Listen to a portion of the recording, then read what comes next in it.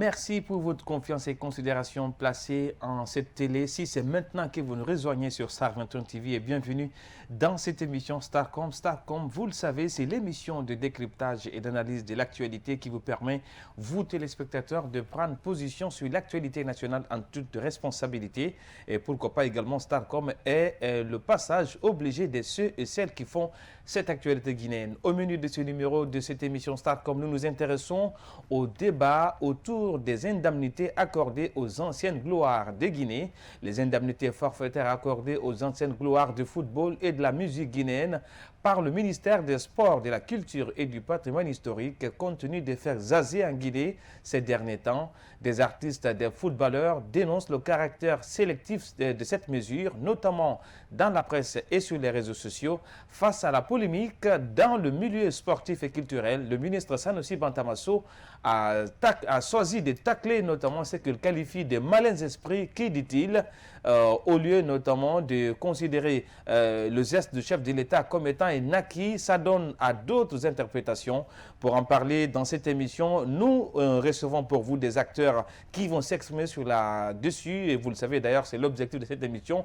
Alors nous, dans cette émission, on pose le débat avec nos invités, bien évidemment. Qu'est-ce qu'il faut retenir de ce débat autour notamment de ces indemnités accordées à ces anciennes gloires? Qu'est-ce qu'il faut dire de la sortie du ministre Sanusi Bantamasso? Qui sont ceux qui sont vraiment concernés par ces indemnités accordées par le chef de l'État? On essaie de savoir avec notre invité déjà qui est au bout de fil, Monsieur Lansine Kabassan Keita, directeur national des sports et des activités physiques du ministère des Sports de Guinée. Monsieur Keita, bonjour et bienvenue dans Starcom sur la télé du 21e siècle. Bonjour et bonjour à vos millions de téléspectateurs.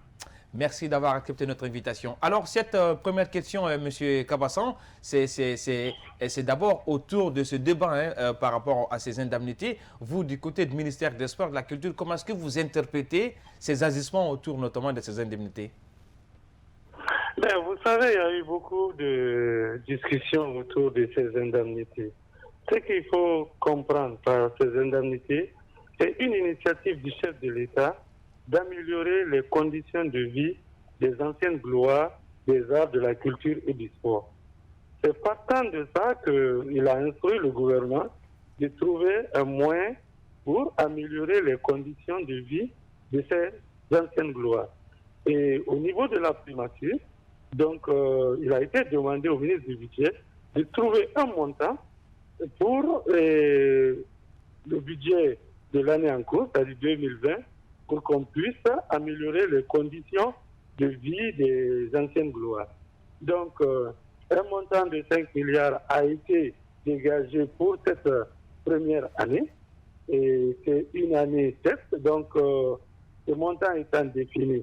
Et en travaillant avec la fonction publique et connaissant le salaire du fonctionnaire qui a atteint le plafond, il a été décidé d'accorder 5 millions par ancienne gloire.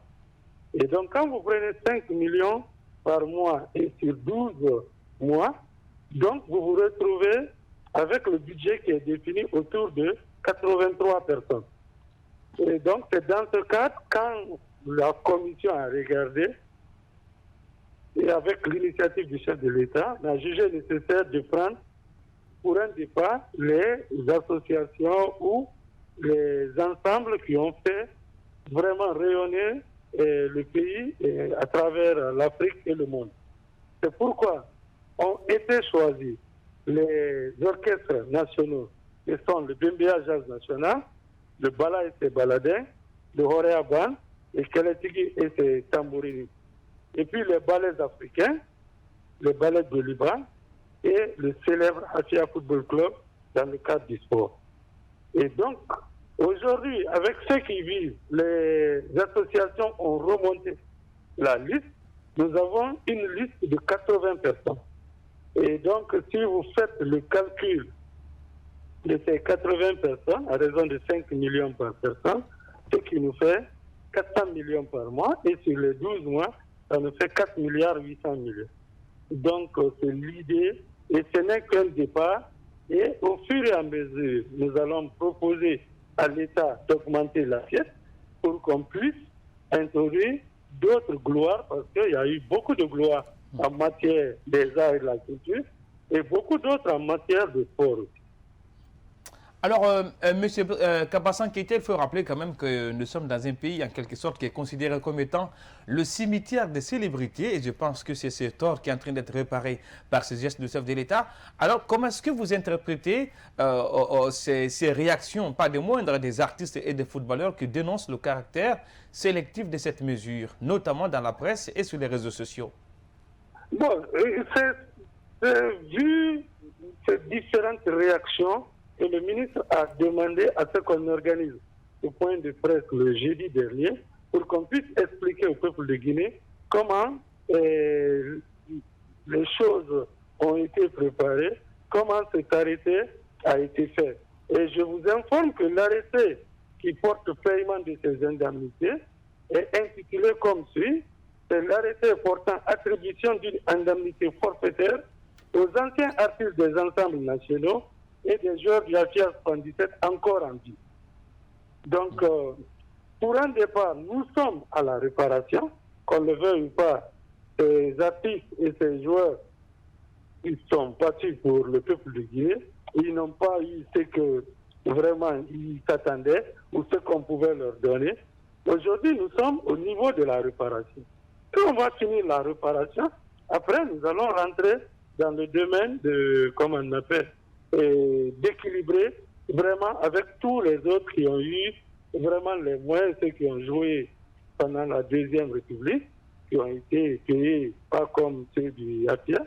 Et eux, ce n'est pas la réparation, mais c'est vraiment le rendre, comme on appelle, en tout cas, le rendre ce que l'État doit leur rendre. C'est-à-dire qu'ils ont été des gloires, donc il faut leur reconnaître comme gloire et leur donner une certaine indemnité pour pouvoir bien vivre. Alors, M. Kabassan Keïta, avant de parler notamment de ce qu'on peut appeler d'ancienne gloire, alors, face à ces polémiques, est-ce qu'en quelque sorte, ce n'est pas la communication du département en charge des sports qui a suscité la polémique? Parce que quand le ministre Sanusi Bantamasso dit que certains sont en train de critiquer une décision de son département, étant donné qu'ils avaient la possibilité de faire la même chose, mais qu'ils ne l'ont pas fait, est-ce que là, il ne s'adresse pas directement à un Titi Camara qui a été ministre des Sports, selon vous? Non, je ne pense pas. Vous savez, le ministre des Sports, le ministre Bantama est politique. Le ministre Bantama ne s'attaque pas à une personne. Peut-être qu'il s'attaque à un groupe de personnes. Vous savez, nous sommes en une année électorale. Ouais. Peut-être qu'il est en train de dire que les politiciens qui étaient là n'ont pas fait leur temps et eux qui ont pu le faire. C'est au ministre Bantama de vous expliquer ça. Mais moi, je n'ai pas vu une attaque personnelle. Ouais. C'est ma lecture. Ça peut être une autre lecture pour les autres. J'ai dit ma lecture, vous savez, les politiciens, et ça peut être un message politique. C'est à notre temps que ça a été fait. Et donc, c'est à nous que revient tous les honneurs. Maintenant, d'autres personnes peuvent lire autrement et ça n'engage que. Alors, il y a ce débat, depuis cette question de ces indemnités, on commençait à faire paroter la presse en Guinée, c'est un peu cette question. Vous, il faut dire qu'avant que vous ne soyez directeur national des sports, vous avez été un ancien international de Guinée, vous êtes un excellent basketteur qui a vendu le drapeau guinéen sur le plan international continental. Alors, qu'est-ce qu'on peut appeler dans le domaine des sports un ancien gloire, selon vous? Bon, vous savez, il n'y a pas une définition vraiment que tout le monde peut s'accorder sur ancienne gloire. Mais retenons que tous ceux qui ont mouillé le maillot pour la République de Guinée, qui ont hissé haut le drapeau national, tous ces gens-là peuvent se considérer comme des anciennes gloires. Mais dans ce lot, il y a quand même d'autres qui ont hissé plus haut que d'autres. Donc, c'est là où on reconnaît que dans tout ce lot, quand même, il faut commencer par le Hafia. Le Hafia qui nous a donné 3 coupes africaines et qui a joué 4 finales de suite en Afrique. 75, 76, 77, 78. Ça, c'est des cas très très rares dans le monde où un club arrive à jouer 4 finales d'une compétition majeure. Alors, il faut dire également, il y a d'autres disciplines relevant de de votre pouvoir, notamment en tant que directeur de sport. Certains estiment également que c'est vrai que le AFIA a été l'un des secteurs sportifs qui a honoré la Guinée, mais sans oublier également, il y a d'autres disciplines comme la natation et autres également qui ont décroché des médailles. Pourquoi la décision du ministère s'est seulement limitée au secteur sportif exclusivement football au lieu de prendre en compte d'autres disciplines, notamment sportives? Mais je vous ai expliqué qu'il n'y avait que 80 personnes, et pour les arts et pour les sports. Ouais. Donc il était très difficile de prendre, comme on appelle, tout le monde pour un départ. Ça va être corrigé au fur et à mesure. Il y a eu des disciplines qui nous ont donné vraiment des médailles. J'ai cité la boxe, le basket, le volley et ainsi de suite. Mais pour le moment, nous avons dit que l'équipe vraiment qui est reconnue ici comme la meilleure équipe africaine, largement au-dessus de tout, c'était le AFIA. On a dit on va commencer par le AFIA et puis suivront les autres. Alors, nous avons en ligne dans cette émission M. Lansine Kabassan Keita, directeur national des sports. Alors, M. Kabassan, vous allez rester en ligne avec nous. Nous, on va répartir sur ce plateau avec un reportage qui, notamment, intervient suite à ces débats autour de ces indemnités. Alors, l'ancien député de la commission sport de l'Assemblée qui a voté cette loi, on a attendu notre micro, on suit cet élément de reportage de la sortie de Ben Youssouf Keita, ancien député, ancien président de la commission sport de l'Assemblée nationale. Et on revient après avec vous, M. Kabassan, pour parler de la suite de cette émission. L'État guinéen, à travers le ministère des Sports, a récemment décidé d'allouer des indemnités de 5 millions de francs guinéens par mois aux anciennes gloires de la culture et des sports. Une initiative que les anciens joueurs du SLI national ont appréciée avant de dénoncer le caractère sélectif. Dr Ben Youssouf Keita apporte des précisions. Une gloire, c'est une personne qui, à un moment de l'histoire personnelle ou l'histoire de la nation, a fait des hauts faits et soit a égayé toute la nation ou a laissé une trace qui sera importante pour toute la nation. Cette loi sur la récompense des anciennes gloires a été votée par la 8e législature. Dr Ben Youssouf Keita, président de la commission sport de l'Assemblée nationale d'alors, revient sur ce qui a motivé la mise en place de cette loi. Le peuple de Guinée, après les années d'indépendance, a bénéficié de l'apport matériel, moral et patriotique de ces anciennes gloires, tant dans le domaine du football que dans le domaine des arts. Vous vous souviendrez, le AFI a triplé 78. Vous vous souviendrez du Kouyaté Sori-Kandja, pour ne citer que ceci. C'est grâce à eux, les balais africains, balais Djoliba, que nous, les premiers cadres post-indépendance, avons bénéficié de nos salaires. Alors, que certains d'entre eux soient aujourd'hui en vie, c'est tout à fait loyal et tout à fait honorable qu'ils reçoivent le mérite de la nation.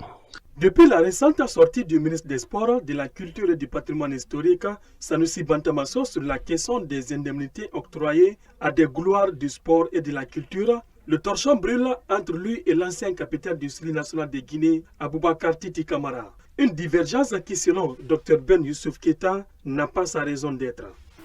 Moi, je me dis que c'est malsain d'avoir des polémiques autour de ces anciennes gloires. C'est très malsain. Bien, je ne suis pas rentré dans les détails de comment c'est reparti, qui gagne, qui ne gagne pas. Pour nous, c'est que le principe soit adopté. Comme c'est dynamique, nous espérons qu'au fil du temps, tous sans exception, parce que tous ont mouillé le maillot, ou tous ont chanté à la gloire de la Guinée et ont fait la fierté de la Guinée, sur le plan national et international, ils bénéficieront. Je prie Dieu que tous sans exception bénéficient. À quand la fin de ce bras de fer? En tout cas, pas dans les prochains jours. Il est à préciser tout de même que cet arrêté ministériel consiste à allouer des indemnités à 15 anciennes gloires du AFIA 77 et 65 anciennes de l'ensemble instrumental de Guinée. C'était la précision faite notamment par l'ancien président de la commission sport de l'Assemblée nationale d'alors qui a voté cette loi.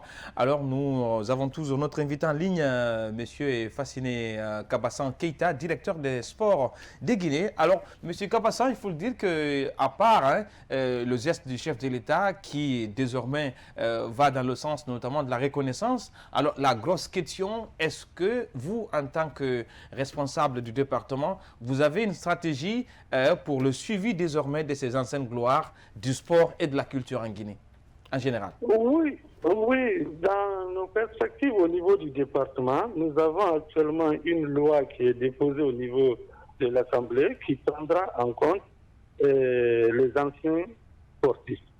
Comment? Nous avons un chapitre qui est consacré aux sportifs de haut niveau. Donc nous allons voir dans votre carrière qui a été sportif de haut niveau, qui n'a pas été sportif de haut niveau. Donc, quand nous allons avoir cette loi et quand les textes réglementaires vont sortir sur les sportifs de haut niveau, c'est ceux qui seront à leur retraite dans cette liste des sportifs de haut niveau qui seront reconnus comme gloire, qui bénéficieront de ces indemnités. En plus de ce chapitre, nous avons un chapitre consacré à la création d'une mutuelle en faveur des sportifs, actifs ou anciens. Donc cette mutuelle qui va être financée par les retombées des manifestations sportives, par les primes des joueurs, par l'État, par les jeux du hasard, cette mutuelle va soutenir les anciens sportifs comme des sportifs vivants. Donc ça, ce sont des perspectives que nous avons au niveau du département. En plus de ça, pour la première fois au niveau de la direction des sports, il est créé une section chargée de la reconversion des anciens sportifs. Vous savez, tous ces anciens sportifs finissent leur carrière et beaucoup d'entre eux c'est-à-dire ne bénéficient pas de formation pour être reconvertis soit dans le sport ou bien dans un autre domaine. Donc, nous avons créé au niveau de la direction une section reconversion qui travaille avec toutes les fédérations, bien sûr, connaissant qui est sportif de haut niveau, pour voir leur reconversion dans le sport ou bien dans d'autres domaines. Donc, ce sont les innovations que nous avons au niveau du département. Sans oublier que depuis 1990, près de 200 anciens footballeurs ont été engagés à la fonction publique, qui bénéficient de leur salaire chaque mois. Alors, M. Kabassan Keita, on va revenir désormais dans le présent. Il faut le dire que le monde du sport est frappé à grand point par la pandémie de la Covid-19 en Guinée. Et les conséquences se résument, entre autres, notamment par la suspension des matchs du championnat guinéen. Et pourquoi pas d'autres effets, parce que le club traverse une période de crise. Alors, dites-nous comment est-ce que le ministère des Sports, et vous particulièrement de la Direction nationale des sports, comment est-ce que cette crise est gérée et quelle est la suite à donner à tout cela? Alors, nous avons perdu pour l'instant notre invité, M. Fassiné Kabassan Keita, directeur national des sports de Guinée. Il est l'objet de parler de cette polémique autour des indemnités accordées par le chef de l'État. Depuis quelques jours, ça fait tache d'huile dans la presse et sur les réseaux sociaux. Il faut le dire que les indemnités forfaitaires accordées aux anciennes gloires du football et de la musique guinéenne par le ministère des Sports et du patrimoine historique continuent de faire jaser en Guinée dans ces derniers temps. Des artistes et des footballeurs dénoncent le caractère sélectif de cette mesure, notamment dans la presse et sur les réseaux sociaux, comme je l'ai annoncé. Alors, M. Kabassan Keita, je disais qu'on va revenir dans la réalité des faits désormais pour parler de l'impact de la Covid-19 sur le secteur sportif en Guinée. On le sait qu'en Guinée, le championnat de toutes les disciplines sont arrêtés. Alors, dites-nous comment est-ce que le département des sports, et particulièrement vous qui êtes de la direction nationale, en train de gérer cette crise et quelle est la suite à donner à tout cela? Bon, vous savez, nous sommes un État et le chef de l'État a pris une décision pour décréter l'état d'urgence. Et ce décret nous a poussé à demander l'arrêt de toutes les activités culturelles et sportives sur toute l'étendue du territoire national. Nous attendons un autre décret du chef de l'État qui va lever comme on appelle, cette interdiction.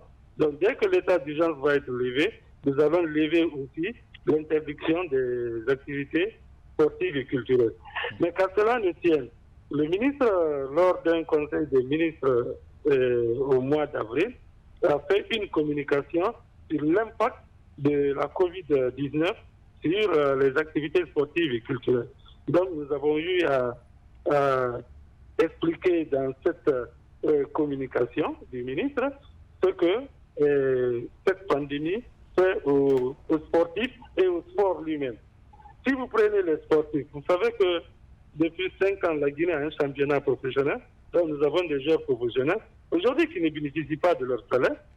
Vous avez des sponsors qui ont arrêté d'accompagner ce sport, et vous avez le gel des droits TV que la Ligue pouvait gagner ou les clubs.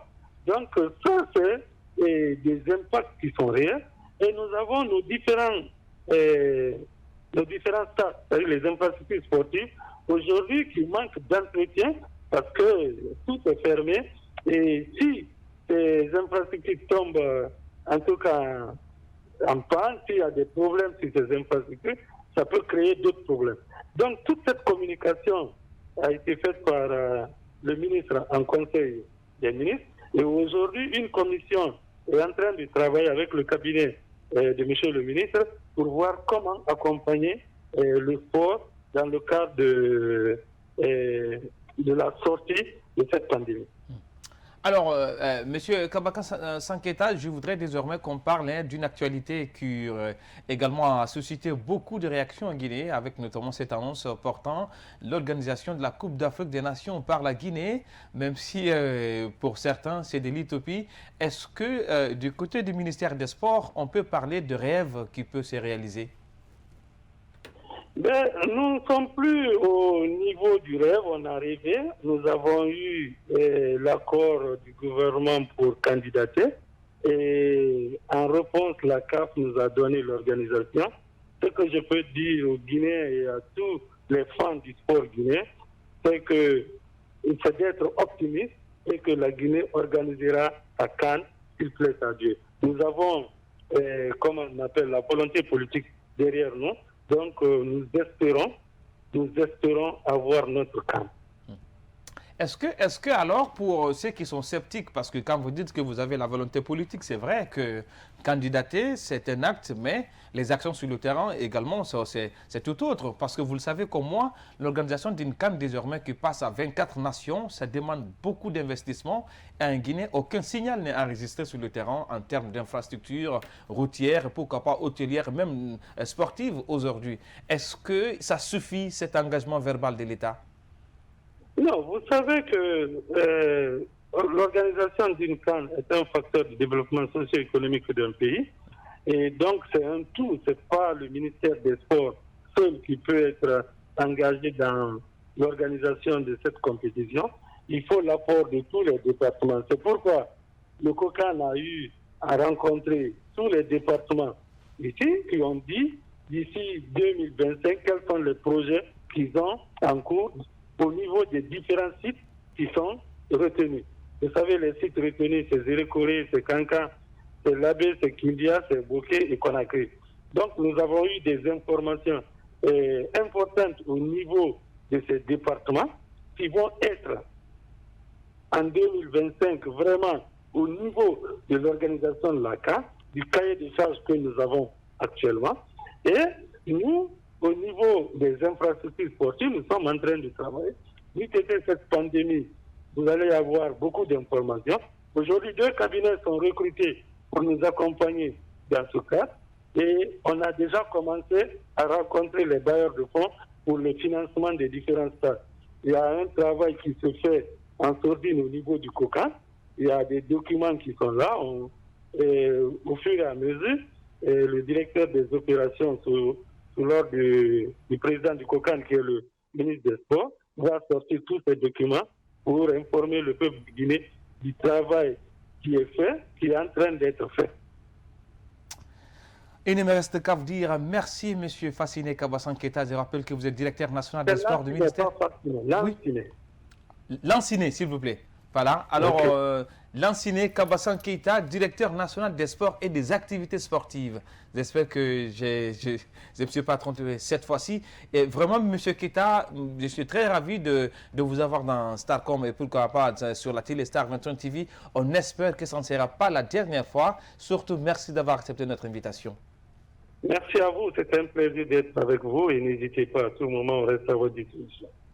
Au revoir. Alors nous, on revient sur ce plateau avec vous, chers téléspectateurs, pour clôturer cette partie de l'émission Starcom consacrée essentiellement à ce débat autour des indemnités accordées par le chef de l'État aux anciennes gloires de Guinée qui fait tache d'huile dans la cité et sur les réseaux sociaux. C'était l'intervention du directeur national des sports et des activités physiques, M.